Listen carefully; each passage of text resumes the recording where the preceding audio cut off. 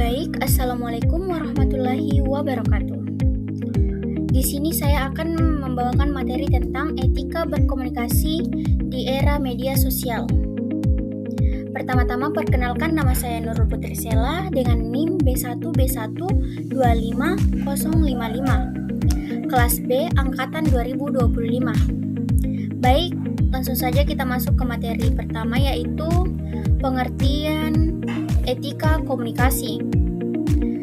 Etika berkomunikasi adalah seperangkat norma, nilai, dan aturan yang mengatur cara seseorang menyampaikan dan menerima pesan agar tercipta komunikasi yang baik, sopan, dan menghargai pihak lain. Dalam konteks media sosial, etika komunikasi menjadi pedoman bagi pengguna dalam berinteraksi secara digital. Baik, kita akan masuk ke slide selanjutnya, yaitu pentingnya etika komunikasi di media sosial. Ada 5. Yang pertama itu menjaga hubungan harmonis. Komunikasi yang santun dapat menghindari konflik dan kesalahpahaman. Yang kedua, menciptakan lingkungan digital yang positif. Pengguna media sosial dapat saling menghargai dan mendukung satu sama lain. Yang ketiga, mencegah penyebaran informasi yang salah. Sikap kritis dan bertanggung jawab membantu mengurangi penyebaran hoaks. Yang keempat, melindungi reputasi. Jejak digital yang baik dapat memberikan citra positif bagi seseorang. Yang kelima, menghormati hak dan privasi orang lain. Pengguna tidak sembarangan membagikan informasi pribadi orang lain. Baik, kita masuk ke slide selanjutnya, yaitu prinsip-prinsip etika berkomunikasi di media sosial. Di sini ada 5. Yang pertama itu menggunakan bahasa yang sopan. Bahasa yang digunakan dalam media sosial harus tepat, memperhatikan kesopanan dan menghormati lawan bicara. Hindari kata-kata kasar, hinaan, atau ujaran yang dapat menyinggung perasaan orang lain. Yang kedua itu memverifikasi informasi sebelum membagikannya. Sebelum menyebarkan informasi, pengguna harus memastikan kebenaran sumber berita. Penyebaran informasi palsu dapat menimbulkan keresahan dan merugikan banyak pihak. Yang ketiga, menghargai perbedaan pendapat. Media sosial menjadi ruang bertemunya berbagai pandangan. Perbedaan pendapat harus disikapi dengan bijak melalui diskusi yang sehat, bukan permusuhan. Yang keempat itu menjaga privasi. Pengguna harus berhati-hati dalam membagikan data pribadi, baik milik sendiri maupun orang lain. Informasi seperti alamat, nomor telepon, atau data pribadi lainnya baiknya tidak dipublikasikan sembarangan. Yang terakhir, bertanggung jawab atas konten yang dibagikan. Setiap unggahan memiliki dampak terhadap diri sendiri maupun orang lain.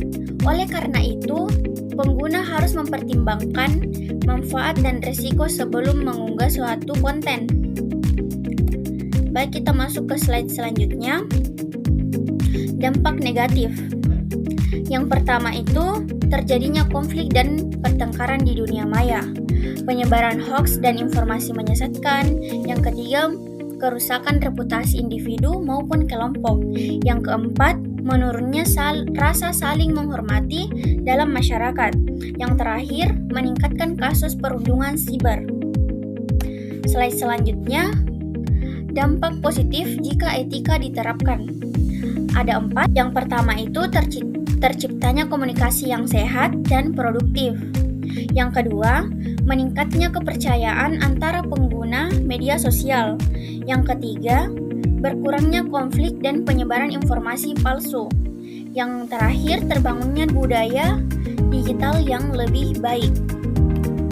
Slide selanjutnya yaitu cara menerapkan etika berkomunikasi di media sosial.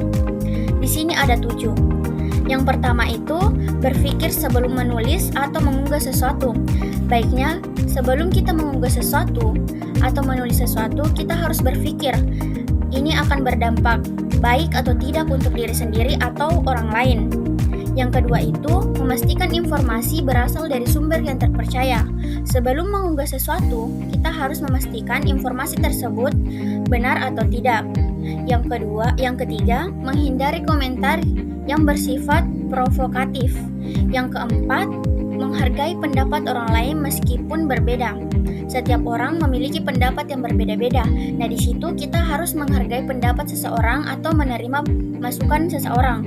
Yang kelima, menggunakan media sosial untuk tujuan yang positif dan bermanfaat. Yang keenam, tidak menyebarkan informasi pribadi tanpa izin. Yang terakhir, bersikap bijak dalam menanggapi kritik dan komentar. Nah, itulah tadi hasil presentasi saya tentang etika berkomunikasi di era media sosial. Nah, di sini ada kesimpulan dari saya, yaitu etika berkomunikasi di era media sosial merupakan pedoman penting dalam berinteraksi di dunia digital dengan menerapkan sikap sopan, bertanggung jawab, menghargai perbedaan, serta bijak dalam penyebaran informasi. Pengguna media sosial dapat menciptakan lingkungan komunikasi yang sehat, aman, dan bermanfaat bagi semua pihak. Etika komunikasi tidak hanya mencerminkan karakter individu, tetapi juga berperan dalam membangun budaya digital yang positif di masyarakat. Nah, itulah tadi hasil presentasi saya. Lebih dan kurangnya mohon dimaafkan. Wassalamualaikum warahmatullahi wabarakatuh.